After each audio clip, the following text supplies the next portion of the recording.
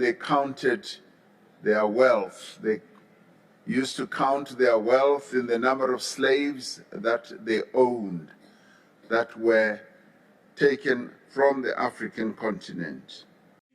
Welcome to Candid Africa, truthful and unapologetic. As South Africa, and indeed as Africa, we are greatly encouraged by the Russian Federation's commitment to deepening collaboration with the nations of Africa. This is important as we chart a new course for economic development, growth and prosperity, and as we seek to achieve the attainment of the Sustainable Development Goals. As South Africa, we remember with deep gratitude how the support of the people and the government of the then Soviet Union supported our struggle for liberation, as well as the struggles of many other countries and nations on our African continent. Today, our bilateral relationship remains strong.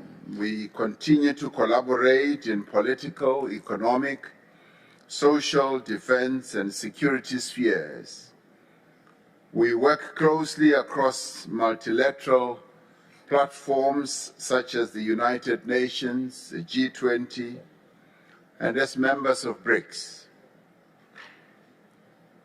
Our participation in forums such as this one is guided by our quest to realize the African Union's Agenda 2063 vision of economic integration and inclusive socio-economic development.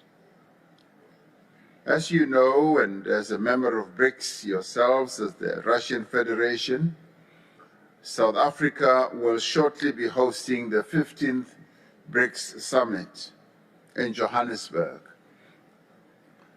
We see this summit as an opportunity to promote enhanced global cooperation and to achieve common prosperity for the nations of Africa.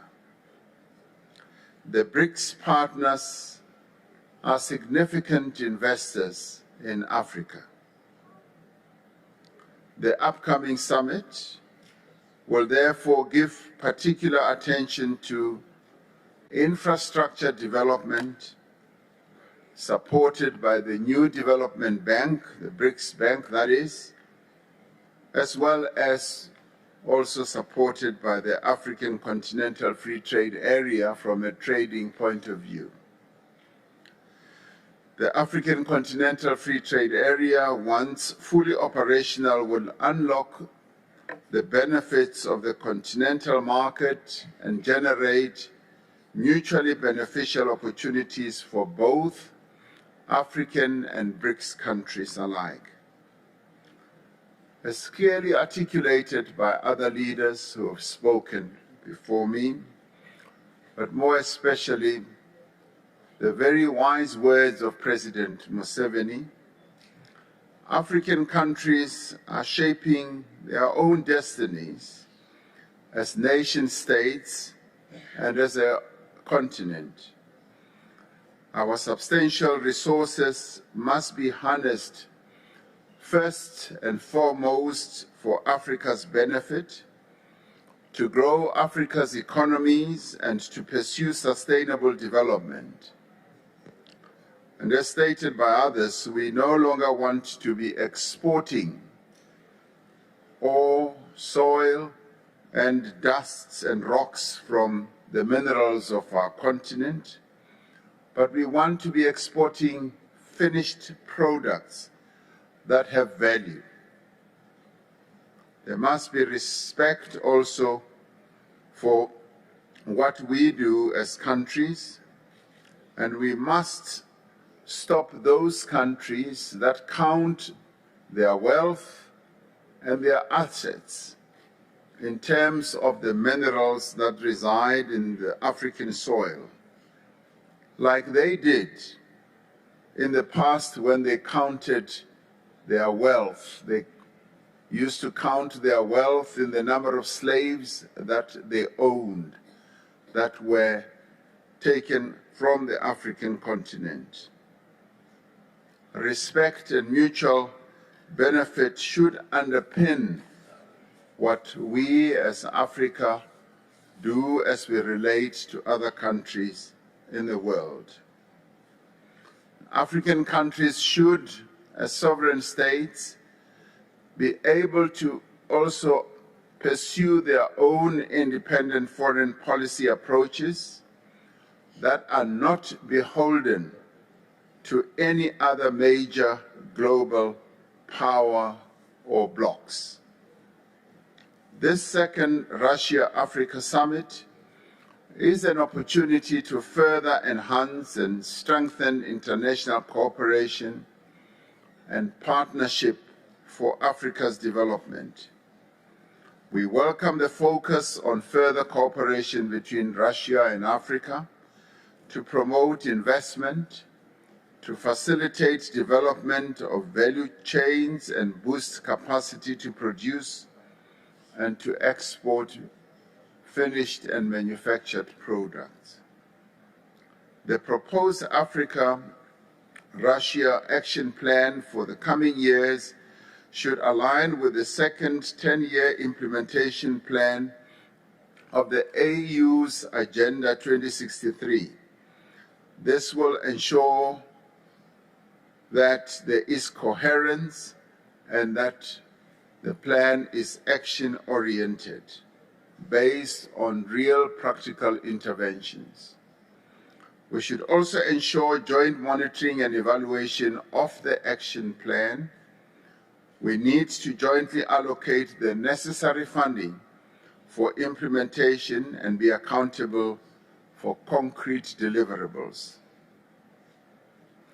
Geopolitical tensions are negatively affecting countries across Africa. As part of Russia-Africa cooperation, we must repeat our call for existing global institutional mechanisms to be strengthened and reformed.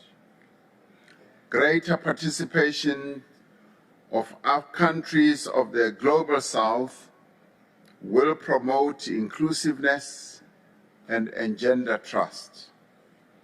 In this regard, the reform of the multilateral financial institutions, as well as the reform of the United Nations Security Council, remain a priority for us. It is totally unfair, inequitable, and unacceptable that a continent that represents 1.3 billion people continues to be not represented on the UN Security Council. In our interconnected world, we are all affected by conflict and instability in other parts of the world. We have a responsibility as nations to work for peace, to support peace building, and to lend our every effort to bring an end to conflict and war wherever it occurs. As South Africa, we are steadfast in our position that negotiation and dialogue and adherence to the United Nations Charter are necessary for the peaceful and just resolution of conflicts. It is our hope that constructive engagement and negotiation can bring about an end to the ongoing conflict between the Russian Federation and Ukraine. We want to thank you, President Putin, for receiving and listening to the African leaders who came to St. Petersburg on the 17th of June, led by the Chair of the African Union, His Excellency President Azali Assoumani, where we discussed a number of issues that we believed could lead to a solution of the conflict. And we look forward to engaging further with you later today to hear precisely how some of those proposals can be taken forward.